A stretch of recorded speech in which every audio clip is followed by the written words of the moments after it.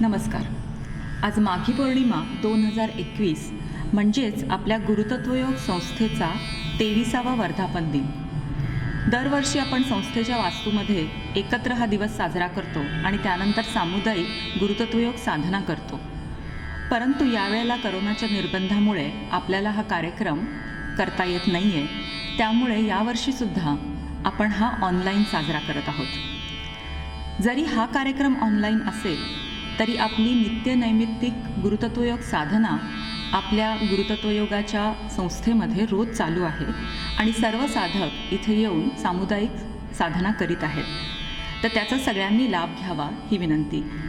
त्याचप्रमाणे आपलं ऑफिससुद्धा रोज 4 ते 8 या वेळामध्ये चालू आहे. त्यामुळे तुमची मेंबरशिप रिन्युअल किंवा देणगी देण्यासाठी ऑफिसमध्ये आपल्याला संपर्क करता येईल. आपल्या दर कार्यक्रमाला म्हणजे गुरुपौर्णिमा आणि माघी पौर्णिमेला आपण गुरुतत्व वेद ही स्मरणिका प्रकाशित करतो. आपल्या अनेक साधकांना साधना करून आलेले अनुभव, त्यांचे गुरुतत्व योगाविषयीचे लेख याच्यामध्ये आपण प्रकाशित करतो. यावर्षीही आपण गुरुतत्व वेद ही स्मरणिका ऑनलाईन पब्लिश करणार आहोत आणि त्याची सॉफ्ट कॉपी सर्व साधकांना उपलब्ध करून देण्यात येणार आहे. पण त्याचबरोबर एखाद आठवड्यात त्याची हार्ड कॉपी म्हणजे पुस्तक रूपाने पण ते अवेलेबल होईल आणि ऑफिसमध्ये येऊन ते तुम्हाला मिळवता येईल. त्यासाठी ऑफिसला संपर्क करता येईल. या स्मरणिकेत प्रकाशित झालेले जे अनुभव आहेत ते आम्ही व्हिडिओ रूपाने सुद्धा आपल्यासमोर आणणार आहोत आणि गुरुतत्व योग नावाचं आपलं जे फेसबुक पेज आहे किंवा यूट्यूब चॅनल आहे त्यावर आपल्याला ते पाहायला मिळतील. या वर्धापन दिनानिमित्त गेला 1 आठवडा आपल्या साधकांनी गुरुतत्वयोग शोध व बोध या पुस्तकावर आधारित विविध विषयांवरील विवेचन सादर केलं आणि त्याचे व्हिडिओसुद्धा आपण आपल्या गुरुतत्वयोग या यूट्यूब चॅनलवर आणि फेसबुकवर प्रकाशित केलेले आहेत. सर्वांनी नक्की त्याचा लाभ घ्यावा ही मी विनंती करते.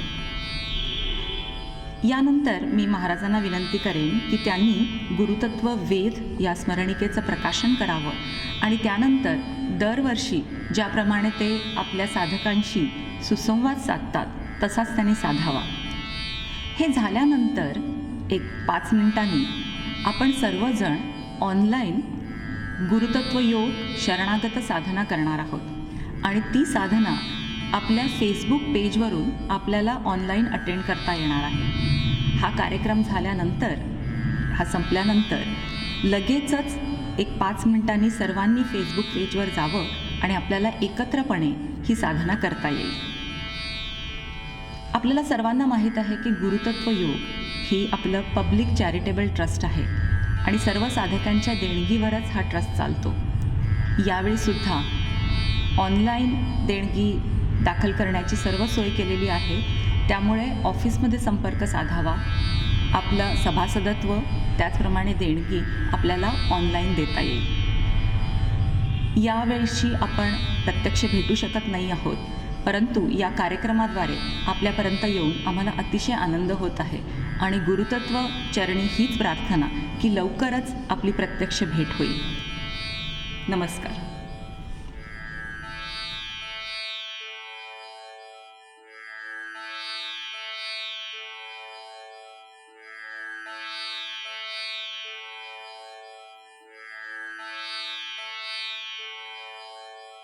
प्रतिवर्षीप्रमाणे गुरुतत्ववेद या स्मरणिकेचे प्रकाशन झालं असं मी जाहीर करतो.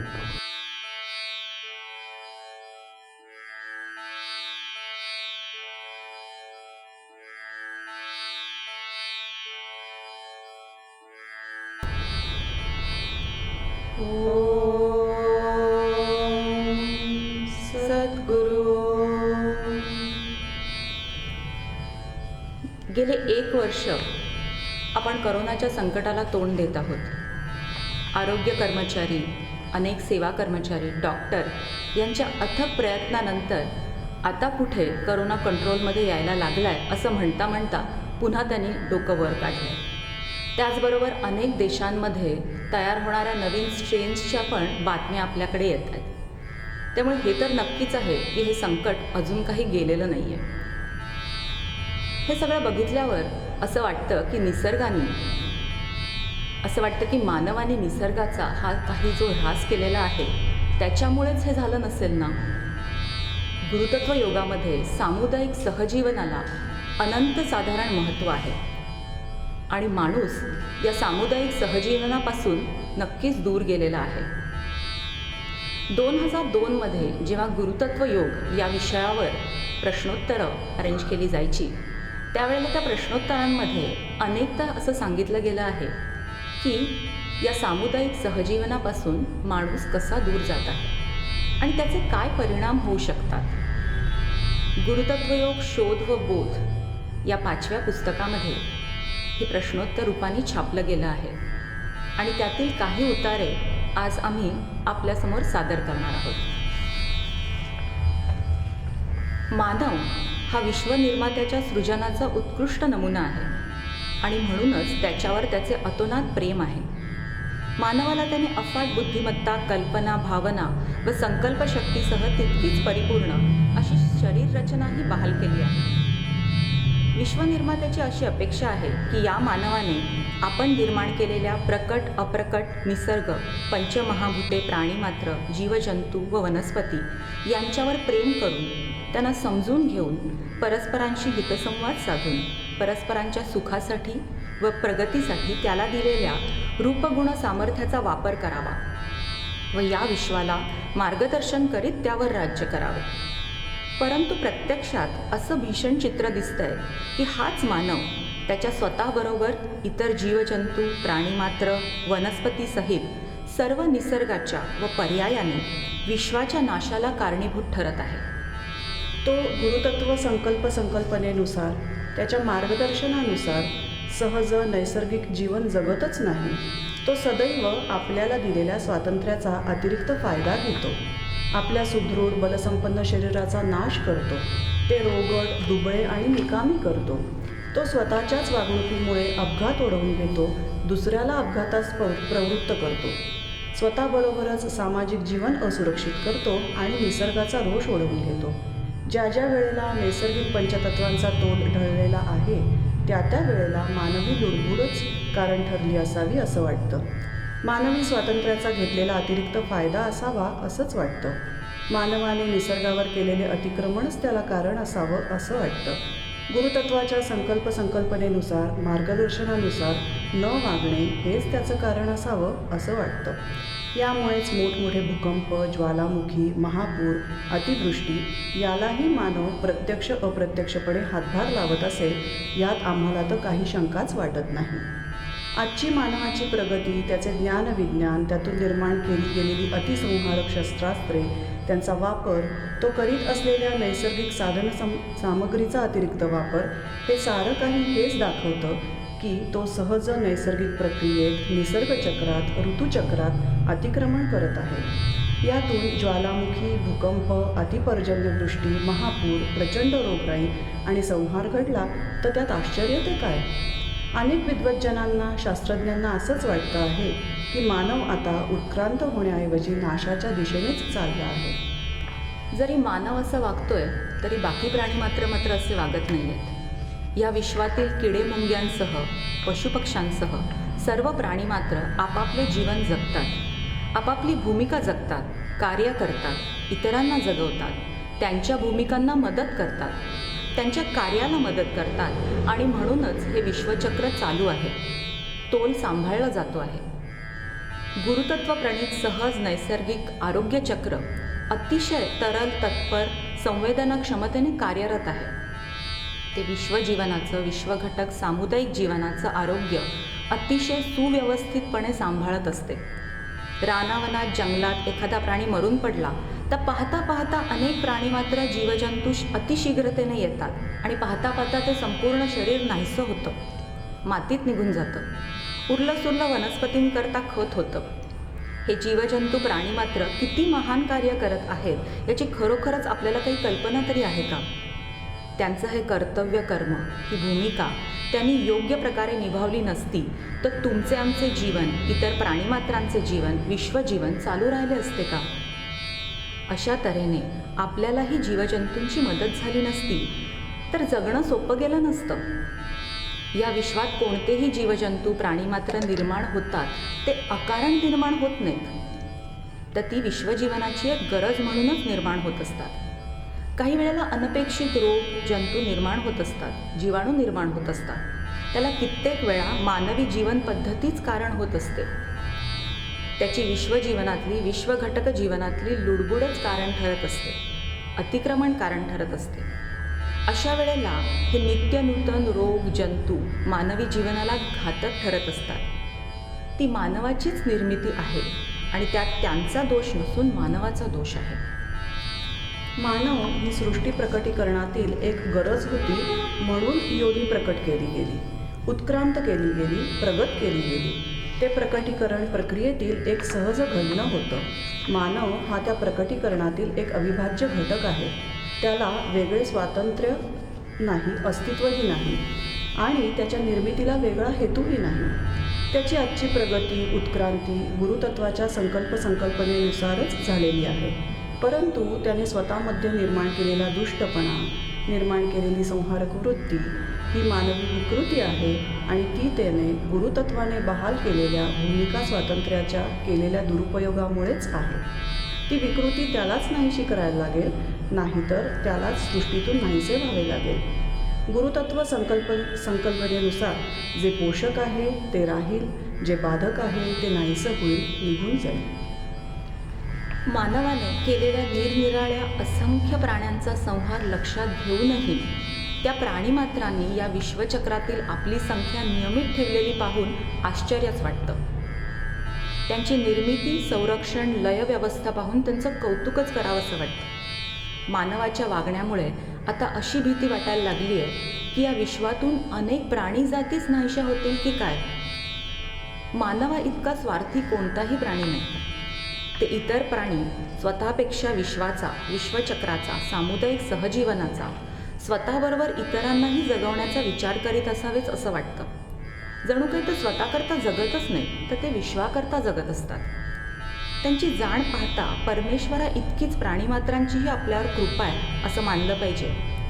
त्या परमेश्वर ठाई, गुरुतत्वा ठाई त्यांचं स्थान खूप मोठं आहे.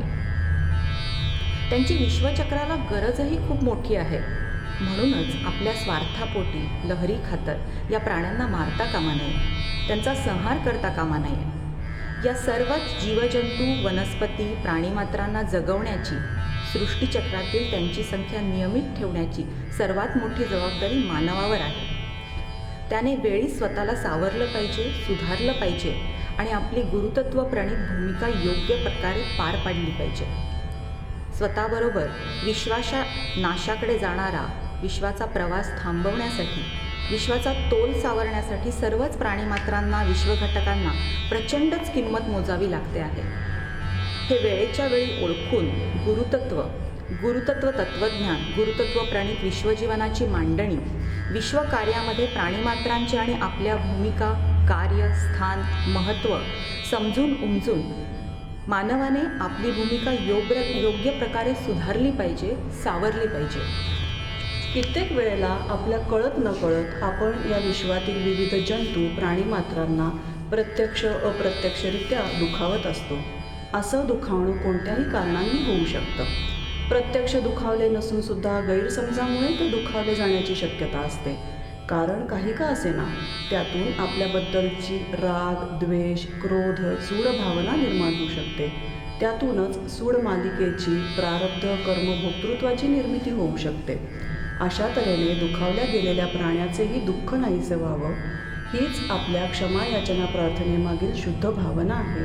आणि ते दुःख नाहीसं झालं तर त्याची राग भावना, क्रोध भावना, द्वेष भावना, सूड भावना आपोआपच नाहीशी होईल. यातून प्रत्यक्ष दुखावले असेल तर ती दुःख भावना व अप्रत्यक्ष दुखावले असेल तरी ती दुःख भावना क्षमायाचना प्रार्थनेतून नाहीशी करता येईल.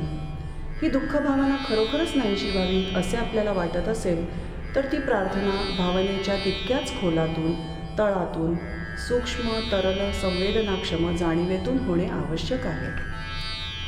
आत्ताच्या परिस्थितीमध्ये आपण या प्राणीमात्रांची, जीवजंतूंची, सृष्टीची क्षमायाचना नक्कीच करू शकतो. क्षमायाचना प्रार्थना करण्यासाठी गुरुतत्वयोग साधना मंदिरात किंवा आपल्या घरातच पराकोटीच्या शांत भावनेने, आनंद भावनेने, भक्तिभावनेने साधनेला बसायचे. सद्गुरूला प्रार्थना करून आपली जाणीव खोल, सूक्ष्म आणि व्यापक स्तरावर नेऊन सहज स्थिर करून त्या जाणीवेत सर्वच प्राणीमात्रांची तळमळीने क्षमायाचना करायची. ती जर सिद्ध झाली तर क्षणार्धात सर्वच नकारात्मक भावनांचा लय होऊन जाईल. सर्व जीवजंतू, प्राणीमात्रांच्या भावना सकारात्मक भावनेने व्यापून जातील. त्यांच्या आणि आपल्यामध्ये सुसंवाद घडेल, प्रेमभावना वाढीस लागेल आणि सहजीवनाची वाटचाल पुन्हा एकदा सुरू होईल. मानवाने वेळीच स्वातंत्र्याचा गैरवापर थांबवून केलेल्या चुका दुरुस्त करून सर्वच जीवजंतू, प्राणीमात्र, वनस्पतींचे रक्षण करून त्यांना पोषक असे वातावरण निर्माण करून त्यांना जीवनोपयोगी मदत करून त्यांचे जीवन सुखमय, आनंदमय केले पाहिजे. मानवामुळे सृष्टीचे जे नुकसान झाले आहे ते वेळीच भरून काढलं पाहिजे आणि यापुढे तरी गुरुतत्व तत्त्वज्ञान समजून, उमजून, आकलन करून, गुरुतत्वयोग साध्य करून, सृष्टी व सृष्टी घटकांबरोबर सुसंवाद साधून, गुरुतत्वाचं मार्गदर्शन स्वीकारून, गुरुतत्वप्रणीत सहज, सामुदायिक, चैतन्यमय, आनंदमय असं जीवन आत्मसात करावं, जगावं आणि ते उत्तरोत्तर अधिकच चैतन्यमय, आनंदमय, सुखमय करण्याचा प्रयत्न करावा. हाच आणि असाच उद्देश त्याने आपल्या जीवनाचा ठेवला पाहिजे आणि तसंच जीवन जगलं पाहिजे.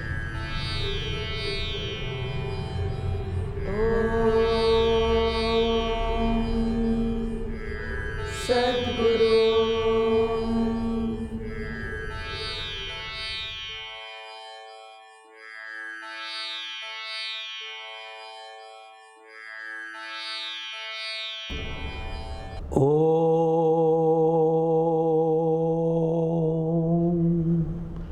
सद्गुरू. गुरुतत्वयोग या संस्थेचे साधक, सभासद आणि हितचिंतक यांना माझा नमस्कार. गेले 20 वर्ष आपण गुरुपौर्णिमा, माघी पौर्णिमा साजरी करतो. त्यावेळेला प्रत्यक्ष तुम्ही सर्व मंडळी इथं हजर असताना मी आपल्याशी सुसंवाद साधत असे. गेले वर्षभर मात्र गुरुपौर्णिमा आणि इतर कार्यक्रमांमध्ये, नित्य नैमित्तिक साधनेमध्ये आपण प्रत्यक्ष समोरासमोर बसून सुसंवाद करू शकलो नाही. याला कारण आपल्याला माहितीच आहे की गेले वर्षभर हा करोना नामक जंतू सर्व विश्वामध्ये, सर्व देशांमध्ये प्रकट होऊन हाहाकार निर्माण केलेला आहे त्यांनी आणि असंख्य लोकांना त्यामुळे बाधा झाली आहे. अनेक लोकांना आपले जीव गमवायला लागलेत आणि हे सगळं घडत असताना त्याच्यावर उपाय शोधण्यासाठी असंख्य शास्त्रज्ञ, डॉक्टर्स सगळेच प्रयत्न करत आहेत. पण अजूनही 100% यश कोणाला आलं आहे असं काही दिसत नाही.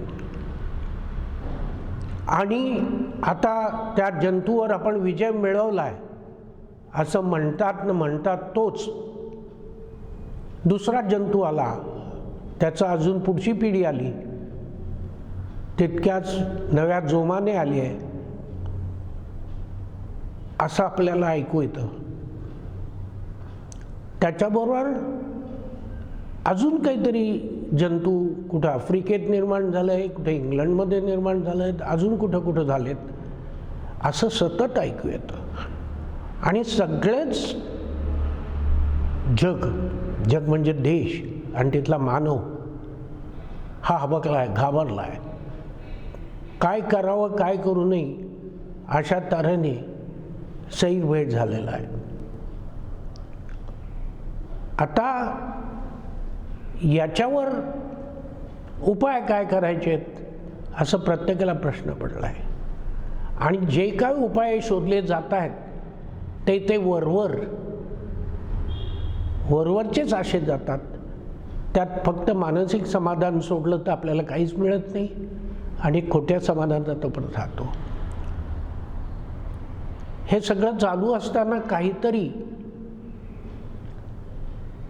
परमनंट असा उपाय मिळावा की जेणेकरून हे जीवजंतूंपासून आपली सुटका होईल आणि ही जीवजंतू निर्माण होण्याची प्रक्रियाच थांबेल. आणि हे सारखं जे आपलं चाललं आहे की त्यांनी निर्माण व्हायचं, रोग निर्माण करायचे आणि आपण त्याच्यावर निरनिराळ्या जंतुनाशकाच्या लशी तयार करायच्या, परत त्या उपयुक्त ठरत नाही आहेत, त्याच्या मर्यादा संपत आहेत, परत काहीतरी वेगळं येतं आहे आणि ती औषधं आणि ते त्याच्यावर उपयोगी होत नाही आहे. हे चालूच आहे. ही संस्था चॅरिटेबल ट्रस्ट गुरुत्व योग ही संस्था निर्माण करण्याच्या पाठीमागे हेतू हाच होता की आज हजारो किंबहुना लाखो वर्ष जे काही चाललंय, जग चुकीच्या दिशेनं चाललंय, मानव चुकीच्या दिशेने चाललाय, त्याला योग्य असा मार्ग मिळावा, त्याला मार्गदर्शन व्हावं आणि त्याची जी विश्वचक्रातील भूमिका आहे ती योग्य प्रकारे व्हावी म्हणून आपण हा गुरुत्व योग सहज नैसर्गिक जीवन प्रणाली, सामुदायिक सहज नैसर्गिक जीवन प्रणाली लोकांना समजावून सांगायचा प्रयत्न करतोय, त्याचा प्रचार करण्याचा प्रयत्न करतोय. जर याचा योग्य तऱ्हेने प्रचार झाला आणि प्रत्येकाला ज्याला ज्याला ते पटलंय त्यांनी अजून असंख्य लोकांना सांगितलं तर अशा तऱ्हेने त्याचा प्रचार होऊ शकेल आणि लोकांना गुरुत्व योग म्हणजे काय, गुरुत्व योग प्रणीत सामुदायिक सहजीवन पद्धती म्हणजे काय आणि ती प्रत्यक्ष अंमलात कशी आणायची, आपलं जगणं म्हणजे काय, आपण कशाकरता जगायला आलो, या जगण्यापाठीची आपली भूमिका काय आहे. उगाचच एक ॲक्सिडेंट म्हणून, एक अपघात म्हणून आपण जन्माला आलो नाही आहे. त्याच्या पाठीमागे काहीतरी हेतू असला पाहिजे. हे विश्व निर्माण झालं म्हणजे काय अपघात नाही आहे की हे विश्व निर्माण झालं, हे हेतुस्फुरत निर्माण झालं आणि संपूर्ण विश्व जीवन आनंद, चैतन्य, सुख समाधानाचं प्रकटीकरण असावं, एक उत्कृष्ट नाट्य म्हणून ते व्हावं, अशी त्याची पाठीमागची भूमिका आहे, हेतू आहे. तर हे सगळे विश्वजीवनातील, विश्वातील प्राणीमात्र, जीवजंतू, वनस्पती, पंचमहाभूत इत्यादी सर्व या सगळ्या नाट्यातली आपापली भूमिका करण्याकरता, विश्वचक्र सुव्यवस्थितपणे चालू राहण्याकरता जन्माला आले. मानव सोडून सगळे प्राणी मात्र आपली भूमिका योग्य प्रकारे करतात, मानव करत नाही.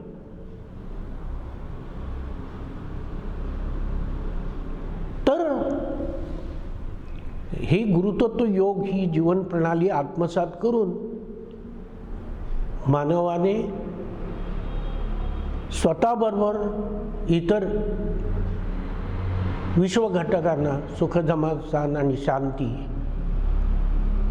देऊन आपलं जीवन जगावं, हा आपला हेतू आहे. आता आपण आत्ता अस्तित्वात असलेले सर्व मानवांनीच फक्त हा प्रकार आपल्यावर ओढून घेतला असं नाही आहे. तो फक्त आत्ताच्या अस्तित्वात असलेल्या मानवांच्या दोषांमुळेच घडला असं नाही आहे.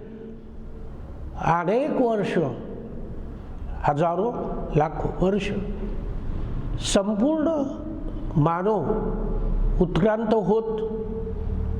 होताना चुकीच्या दिशेने चाललाय. आणि त्यालाही कळत नाहीये की आपण चुकीच्या दिशेने चाललाय. कारण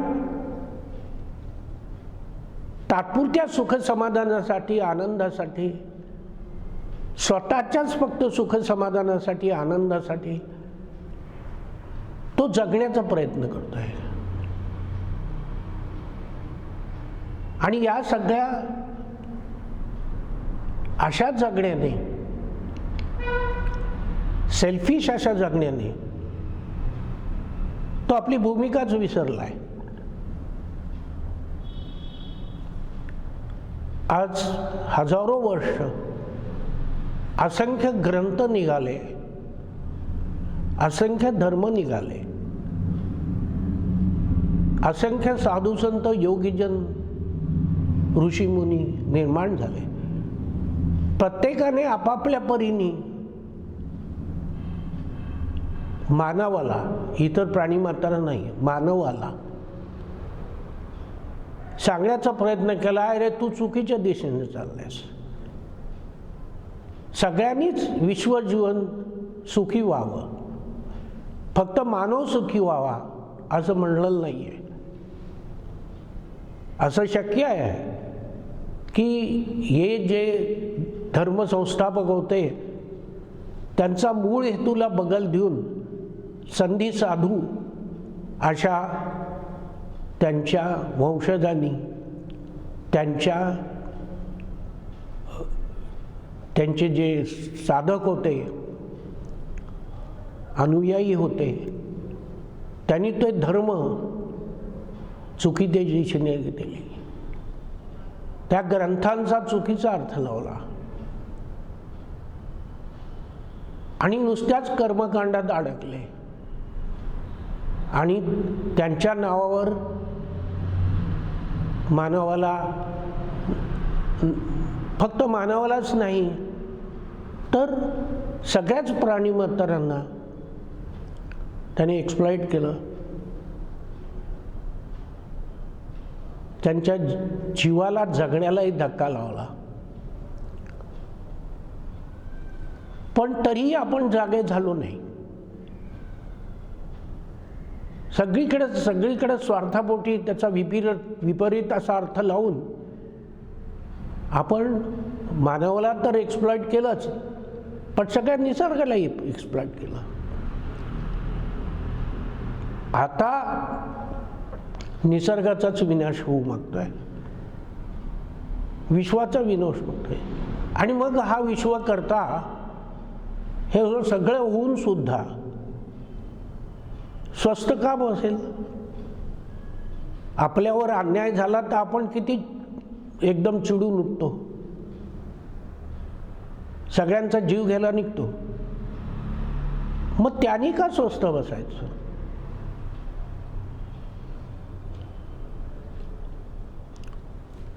तर या सगळ्याचा परिणाम म्हणून आज हजारो वर्षे अशा तऱ्हेचे वेगळे वेगळे रोगराई वगैरे निर्माण झाली. पण त्यावेळेला कसं होतं, छोट्या छोट्या गावांपुरतं, छोट्या छोट्या एखाद्या देशांपुरतं असं ते होतं. आता विश्वच इतकं लहान झालं आहे, त्यामुळे आता जे होतं त्याचे पडसाद संपूर्ण विश्वात पडतात. अमेरिकेत आवाज झाला तर भारतात लगेच ऐकू येतो. हे सगळं घडत असताना रोग कुठेही निर्माण झाला, जंतू कुठेही निर्माण झाले तर 24 तासात ते इतर देशांमध्ये जाऊन पोचतात. ही सगळी सुधारणा झाली ती छान झाली, की जितकी आपल्याला 24 तासात दुसरीकडे घेऊन जाते तितक्यात 24 तासात ती दुसऱ्या या जंतूंना, रोगांना सुद्धा आपल्याकडे घेऊन येते. ह्या सगळ्याचा फायदा तोटा एकाच वेळेला आहे.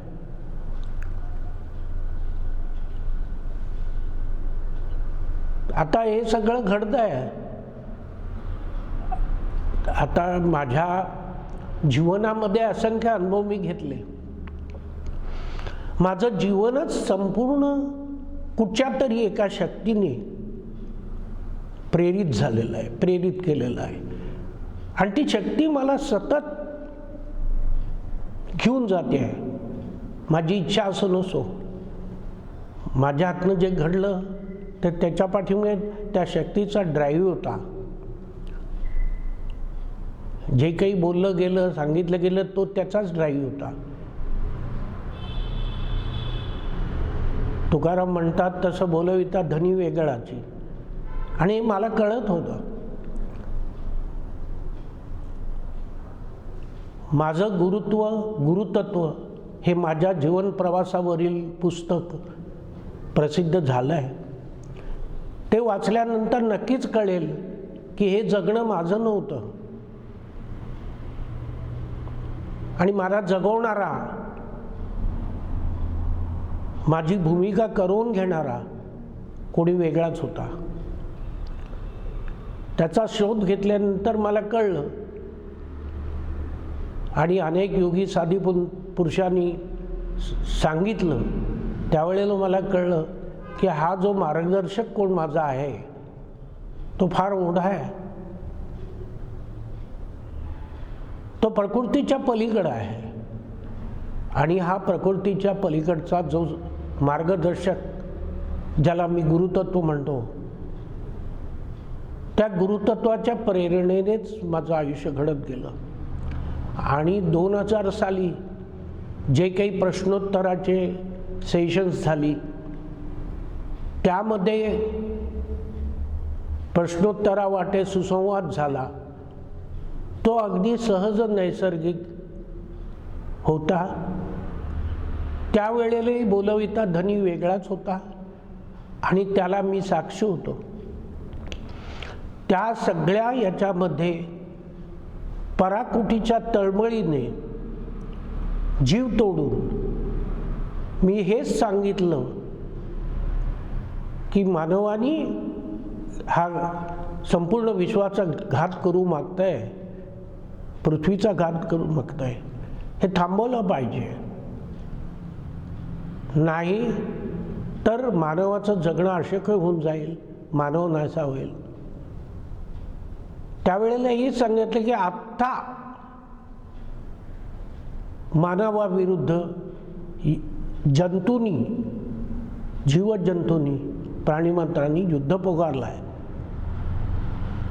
त्यांचं जगणं तुम्ही जर नाहीसं करायला लागलात तर तुमचं जगणं ते नाहीसं करणार हे नक्की. हे त्यावेळेला सांगितलं. त्यावेळेला त्याच्या उपाय सांगितले आहेत. आणि ते उपाय म्हणजे दुसरं तेच काही नाही. गुरुतत्व योग प्रणित सामुदायिक सहजीवन पद्धती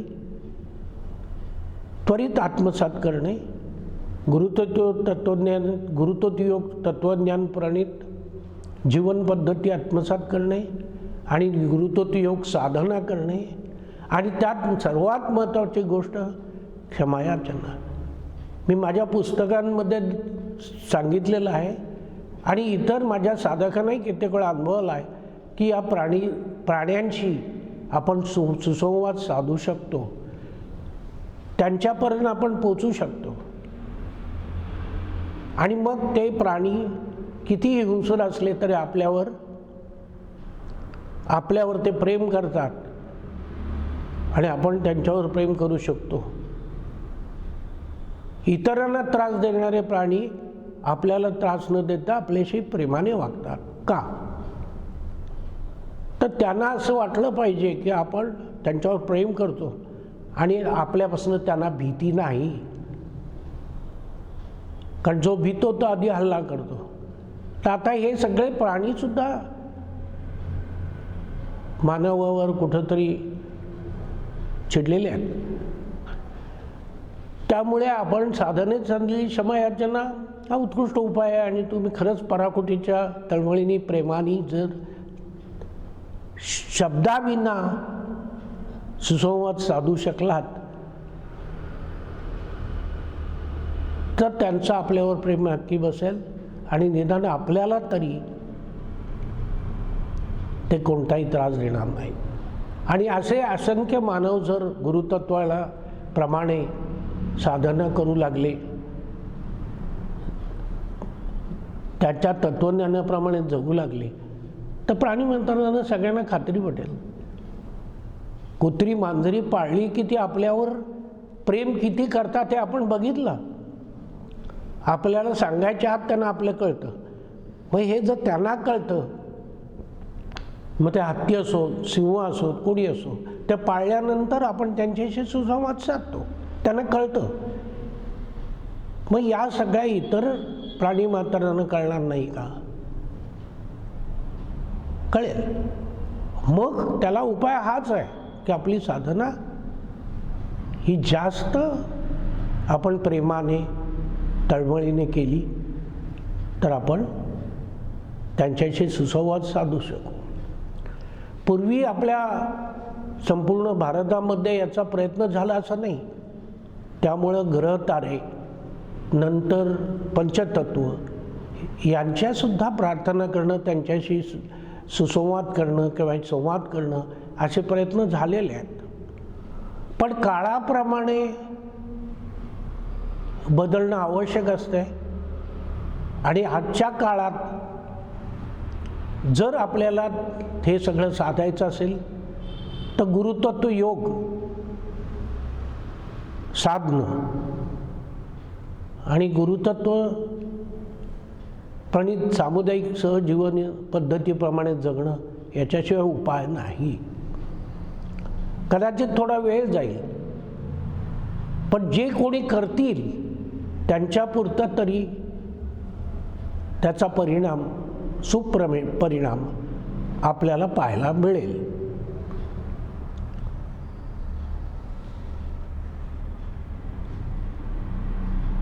हे लवकरात लवकर सगळे आपले साधक करतील.